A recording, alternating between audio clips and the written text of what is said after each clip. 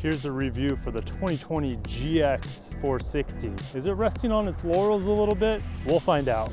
Let's get on the other side.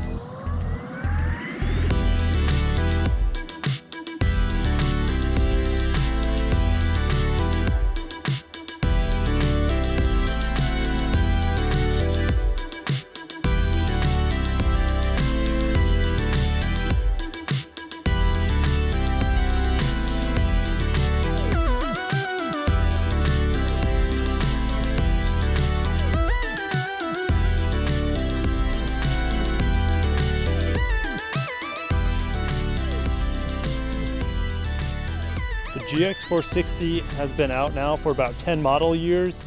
It is of course the successor to the first generation GX 470, which lasted from about 2003 to 2009.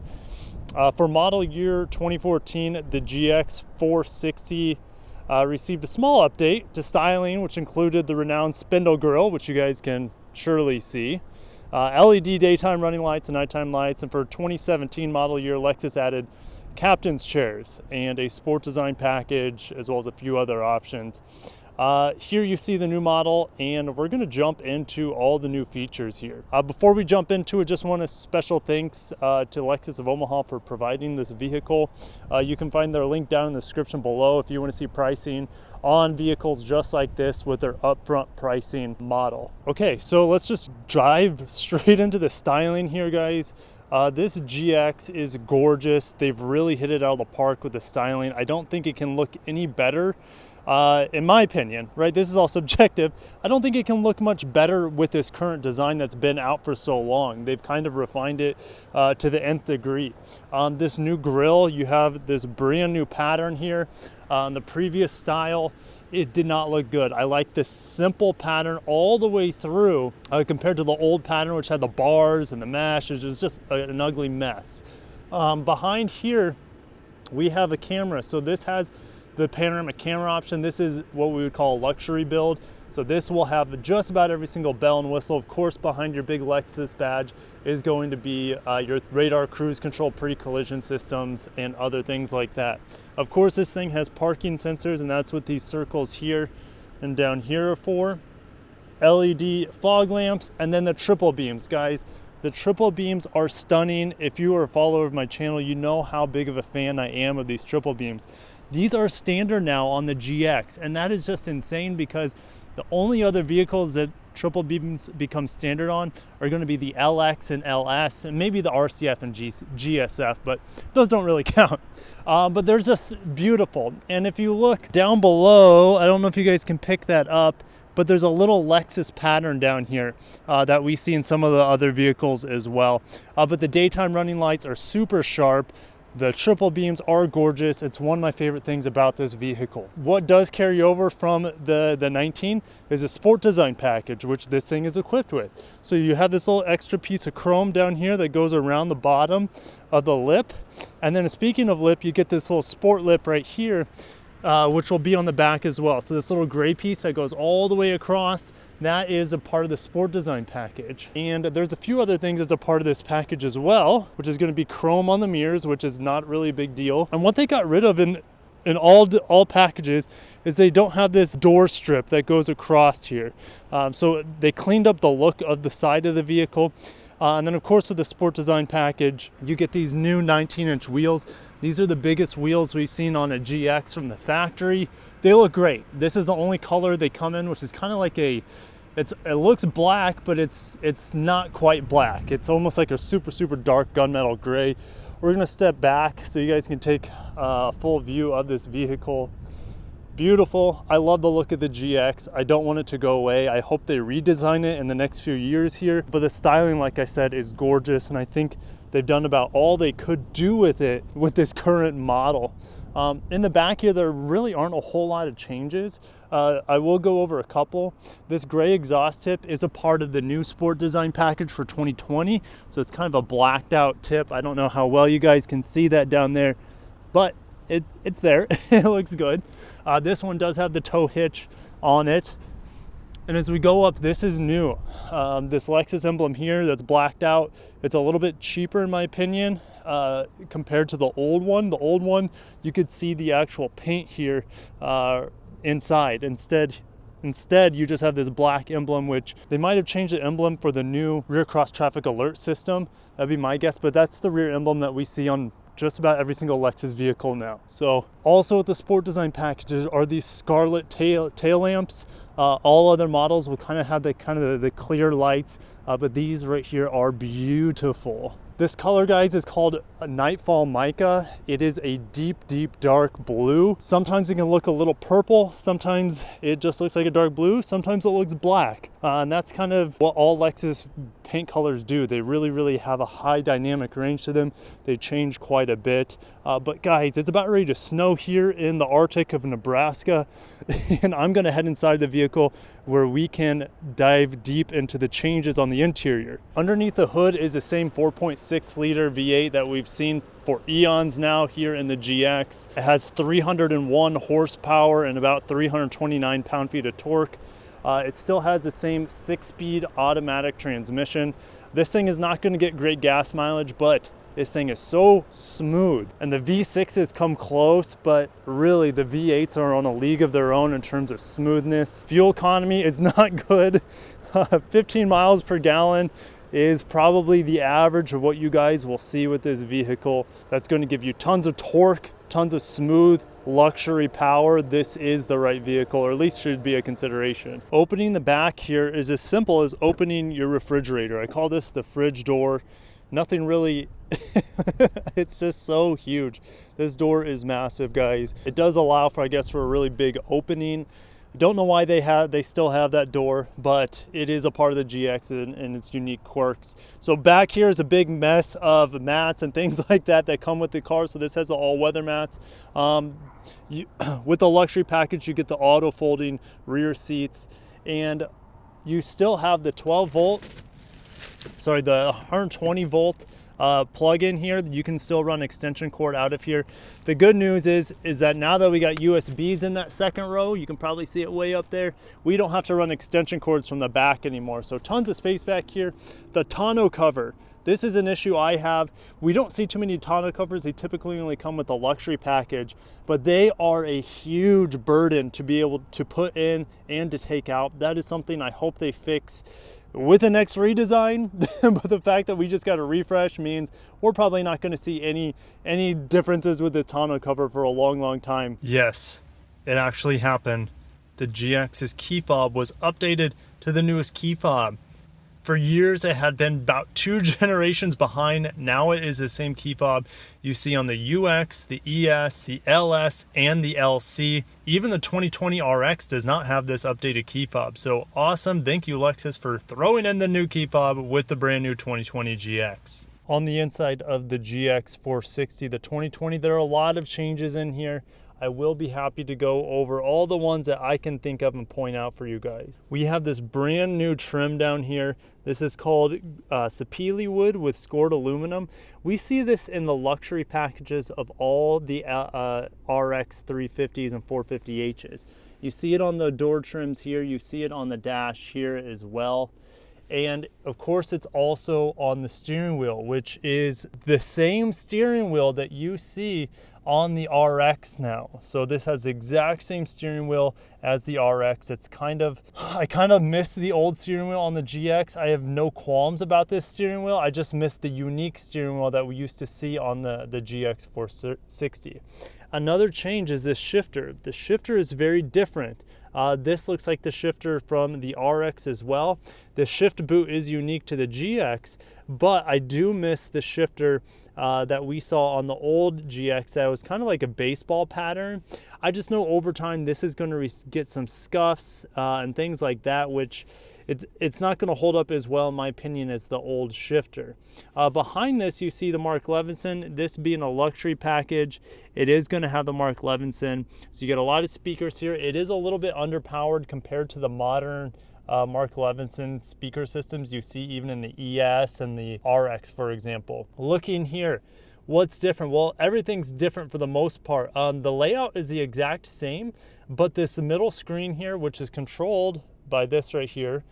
This middle screen is brand new for the GX. It looks like it's higher resolution than the RX, for example. A digital speedometer for the first time. I don't think I've ever seen that on a GX, but this is a huge step up, guys. If you remember my review for the last GX, this digital display here looked like it was straight from like a Nintendo Game Boy, like the original Game Boy. It looked that digital, like fragmentation. It didn't look good. So this one looks very, very modern, up to date. Bottom left, you can see the ride height control, the miles, etc.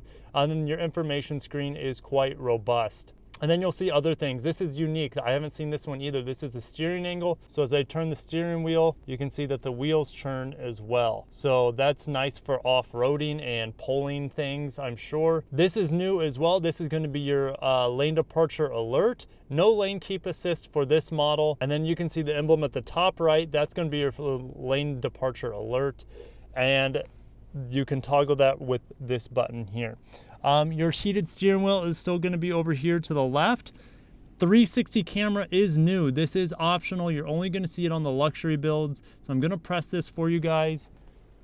And there is your screen for your top-down camera. So every time you put this in reverse, this can show up. I press the camera from the cabin, so that means the front screen will pop up for you guys, but I'm gonna put it in reverse so you can see what that looks like.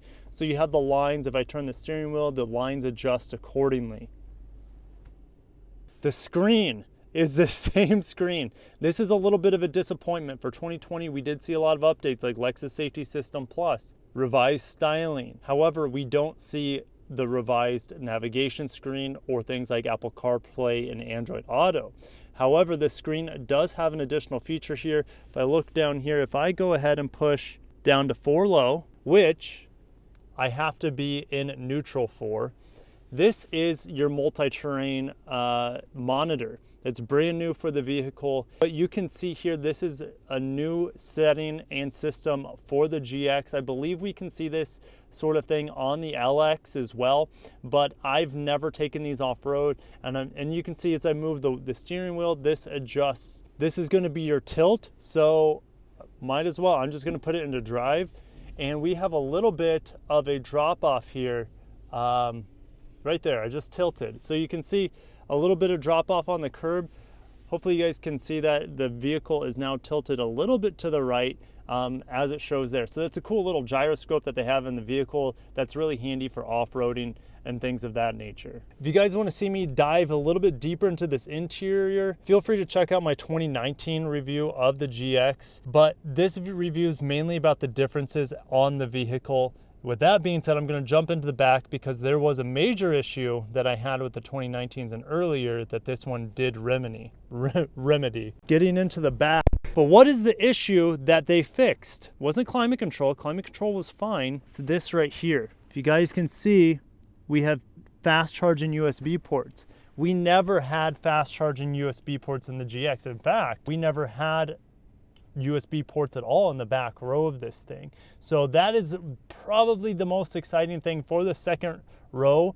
All trims come with that fast charging USB port. So that was one of the Achilles heel. I would say Apple CarPlay and the old navigation system was another Achilles heel, but in terms of interior, they have made improvements. Is it everything we wanted? Maybe not, but we are slowly getting there. Okay, now it's time for probably my favorite part about the GX and how it drives. This thing doesn't drive, well, it drives like the LX, but in terms of anything else in the Lexus lineup, it is very unique. Does not feel anything like the RX. It sits up higher, it's quieter, it's smoother, does not handle quite as well, but that's okay because I rarely push a Lexus.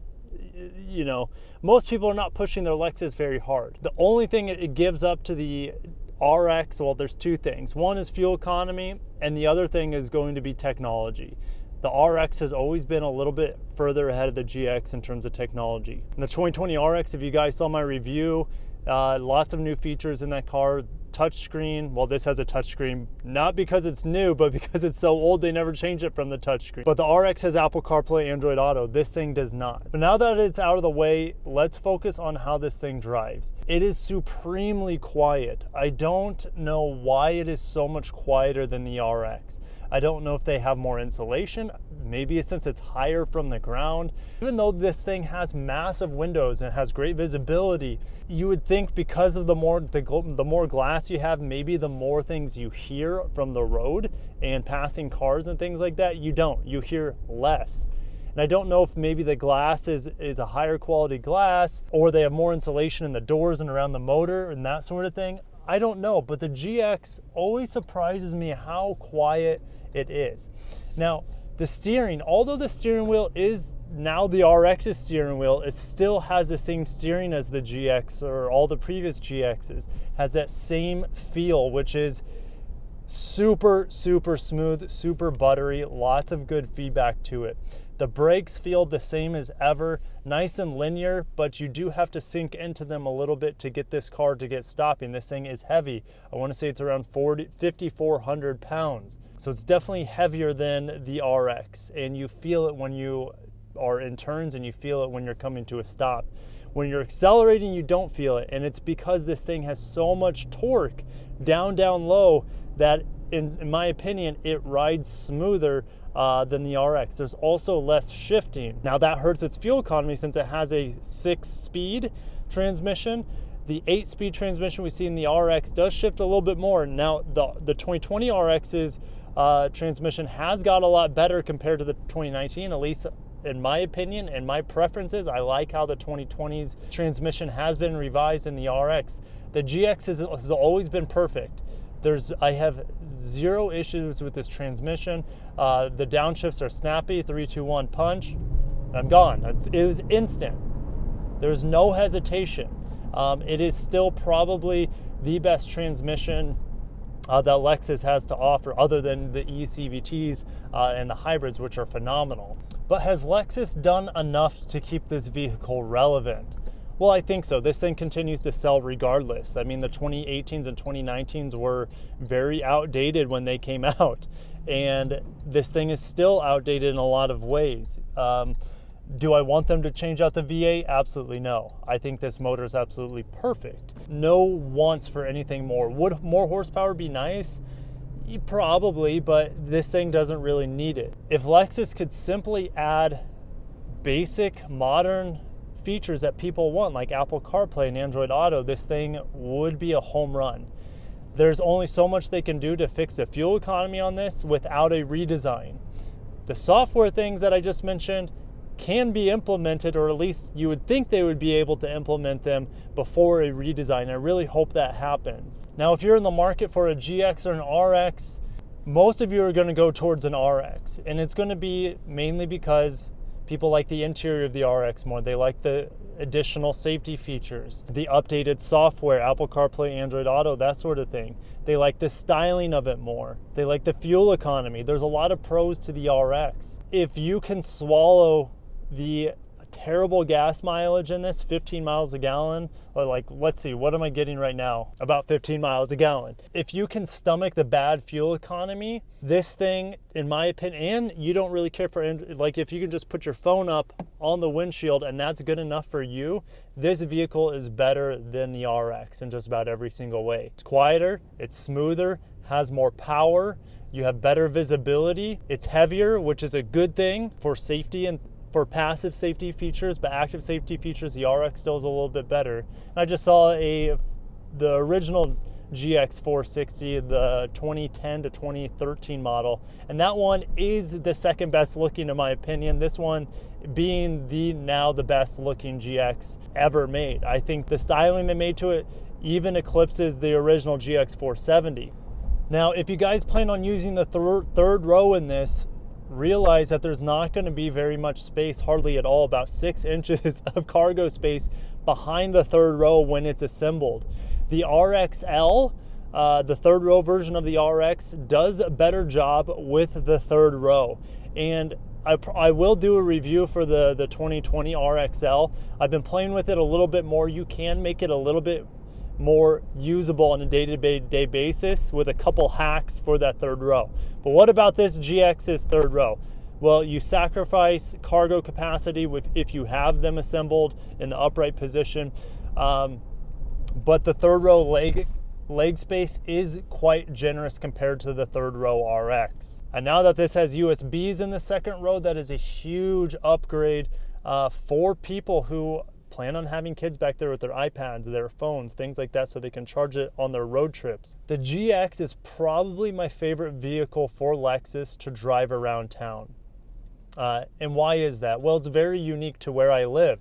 I live in the Midwest, and the roads here are horrible. Even in the summer, they're not good. But this time of year, now that snow's starting to fall, we have lots of snow plows, lots of sand, lots of salt on the roads, and plus the freezing water destroys the roads. So there's just so many factors that go into how bad our roads here. And the GX, being that it's meant for off-roading essentially, it's based off the Toyota Land Cruiser Prado, if you didn't know. This vehicle handles bumps in the roads better than any other Lexus vehicle. The LX does pretty well, but at the same time, the LX has really big wheels too.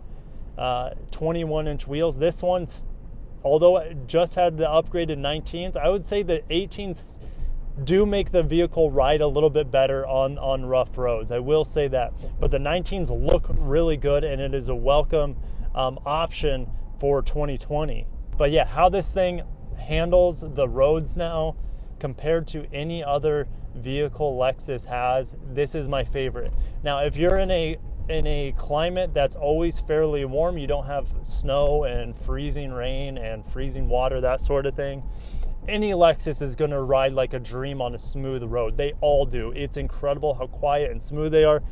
But here in the Midwest, and that's why this GX sells so well, because of the terrible weather conditions and therefore the terrible road conditions we have to face on a day-to-day battle. And what are the competitors to this vehicle? There really isn't any direct competitors. Maybe the RX from Lexus. I don't think too many people are going to be cross-shopping this with any other luxury brand, to be honest, because how many body-on-frame SUVs left are there in the luxury segment? The G-Wagon, the Tahoe, you're not gonna cross-shop a Tahoe with this because the Tahoe's a lot bigger. The Tahoe's not luxury, but you know what I mean. The Tahoe, the Yukon, the Escalade, they're all the same thing. So this, in my opinion, is kind of like the hidden gem for the Lexus lineup. From a first glance, and if you haven't driven it, you're like, oh, that thing's outdated and it gets bad fuel economy, I'm just gonna pass. If you only look at that surface level of the GX, it's might not be the right vehicle for you, but if you give it a chance, I think it's really gonna wow you and surprise you, and it does every single time I step into this vehicle. I don't drive the GX very much. I'm typically in an ES or an RX because those are, and an NX, because those are the big sellers for the Lexus brand. But the GX, and I'm just gonna punch it a little bit, I'm going uphill and this thing is handling it. Oh, that naturally aspirated V8.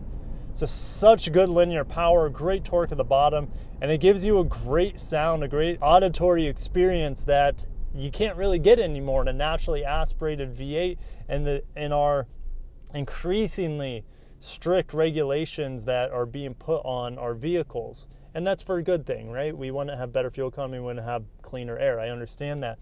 But the V8s, why can't the V8s survive through the emissions holocaust of V8s? I hope they survive. I hope they do. I hope Lexus has a way to keep this engine and the 5.7 liter that they have in the LX around, because they are so smooth, that they are so luxurious feeling. It is just a great experience. But guys, that's probably enough. I've already told you just about everything you need to know about this vehicle. If you are in the slightest bit considering it, definitely stop by your Lexus dealer and give it a try. Special thanks again to Lexus of Omaha for providing this vehicle. Again, check the link in the description below. You can see all their upfront prices, no fees, and it's just a great way to buy cars. If you made it this far, guys, into the video, please consider subscribing. I will be putting up a lot more 2020 Lexus reviews, RXs, ESs, NXs, the whole lineup essentially I will be reviewing for you guys. It is something I enjoy doing, and it allows me to share one of my passions, which is Toyota and Lexus vehicles. So feel free to subscribe, hit that like button if you like the video, and I will see you guys in the next review. Until then, peace out.